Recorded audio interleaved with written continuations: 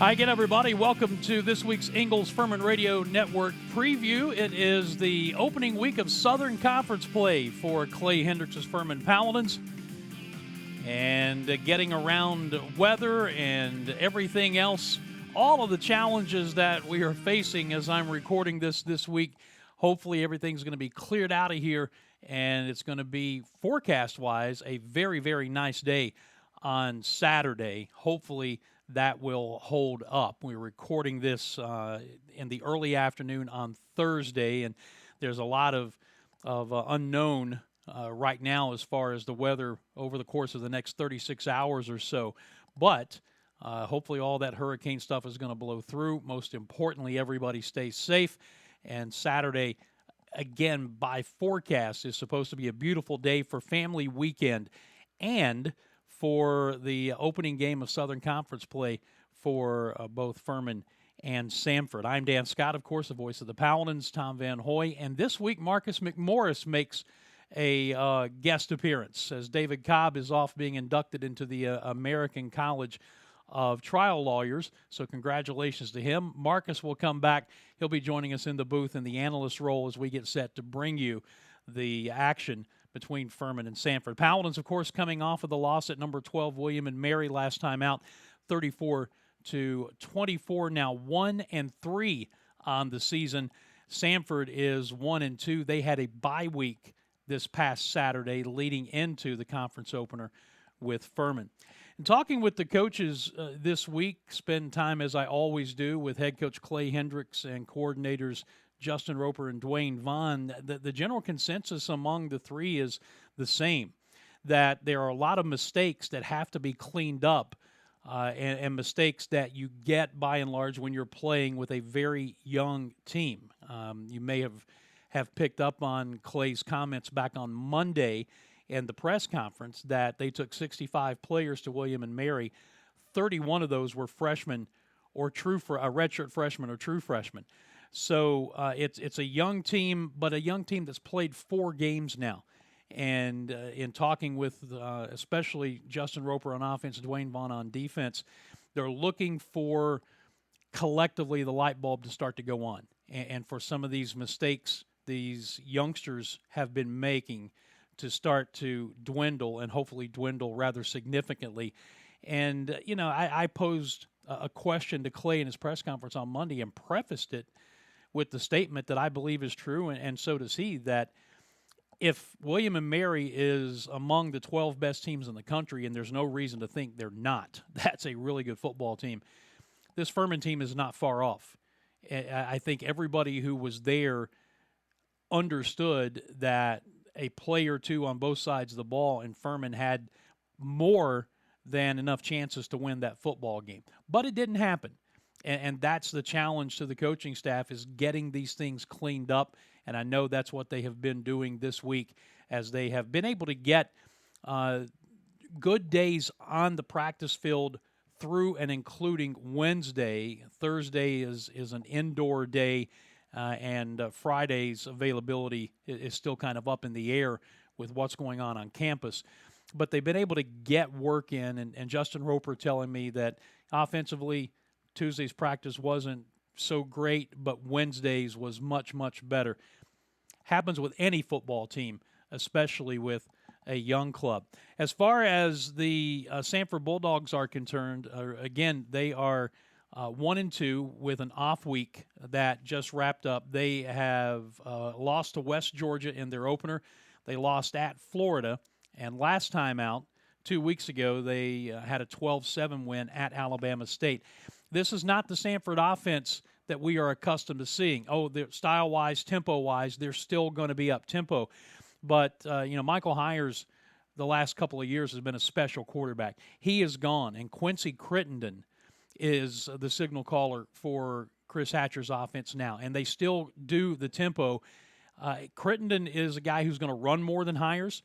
He is not the dynamic passer that Michael Hyers was, and I think when you look at their offensive numbers, you begin to see some of that stuff showing up. In fact, as we put the statistical comparison on the screen for you, right now you see even at Furman's 1-3, averaging 7 more points a game, more first downs. The rushing yardage, a slight lean to the Bulldogs, but look at the passing yardage in Furman's favor in this game, 246 to 212, and the total offensive numbers. Those are just not Samford-esque numbers from what we're accustomed to seeing out of a Chris Hatcher offense.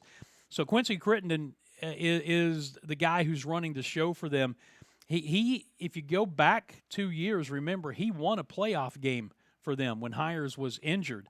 And we saw him at the end of the game last year when Furman knocked Hires out of the game on I believe it was a next to last play, and Crittenden came in and was sacked on the final play that they ran, which was the 9th of the 9 sacks that Furman's defense recorded in that game in a 27-21 win at Samford a year ago. So he's a young man with experience. He's a young man who can make some throws. Again, he's not the dynamic passer, but he is more of a threat with his feet. And we saw last week up at William and Mary the mobile quarterback giving the Paladins defense some issues. You look at some of the rest of the numbers that are there. Furman's defensive numbers, if you want to kind of flip what we were talking about with Samford's offense, Furman's defensive numbers are not what we were accustomed to seeing out of the Paladins either. The 384 rushing yards per game, last week at William and Mary has the rushing yards that Furman is allowing per game now at an average of 210, and you're talking about a defense that only allowed 99 yards a game for the total of last season. So a lot of work to be done there, but the good news is that this is a group that practices very well. It's a group that really gets into the film room and studies, and from what the coaches tell me, they just expect week by week, play by play, for this team to continue to get better. As we take a look at the standings, Mercer is off to a 2-0 start. They have beaten the Citadel and Chattanooga, who are both 0-1, and that's it as far as conference play, but that changes this week. So Mercer at 4-0 overall, and you see the rest of the standings there. The schedule for the week is a light one, but it is, of the 4 games, 3 of them are conference games. Mercer's at Wofford on Saturday. That's a 1:30 kick. ETSU at the Citadel at 2 o'clock. Our game was Samford here at Furman at 2 o'clock.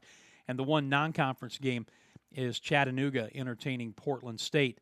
That is a 6 o'clock kick. So that's the schedule for the week. What are we looking for as far as Furman's improvement on the offensive side of the football? Just taking care of details, wanting to get better in the running game. That's something that Clay Hendricks really emphasized to me. Part of that has been the way that teams have been playing the Paladins, and he did tell me that he thought overall the offensive line played its best game of the year at William and Mary last week.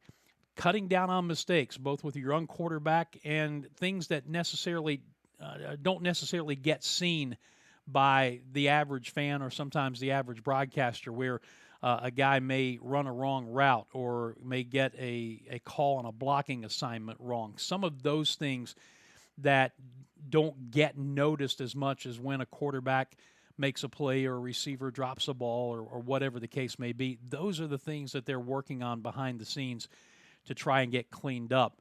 But I do know this. This is a fun offense to watch, and if they can get those things cleaned up and get the running game up to where Clay and Justin Roper want it, this is going to be a team offensively. It's going to be very, very hard to handle over the last 8 games of this season encompassing Southern Conference play. So again, recording this on early Thursday afternoon. As of right now, everything is still on schedule for Saturday, the weather Saturday. Looking at the forecast right before I started the preview show, the weather forecast for Saturday is really, really nice. So it's family weekend.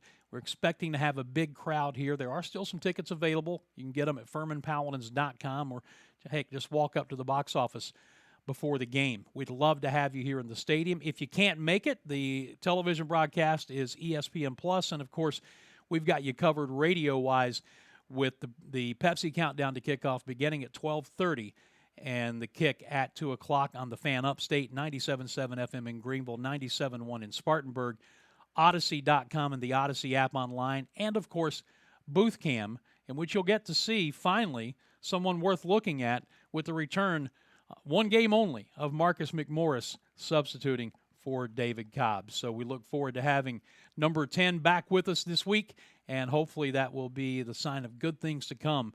Because I remember Marcus McMorris making some awfully big plays as a player against the Samford Bulldogs. So hopefully that is a sign of some big things for Furman football on the defensive side this weekend. Thank you for joining us. We look forward to having you in the house. If not, look forward to having you on the broadcast Saturday. Stay safe out there, okay? And we'll see you here on Saturday. For all of us at Furman, I'm Dan Scott. God bless you, and so long, everybody.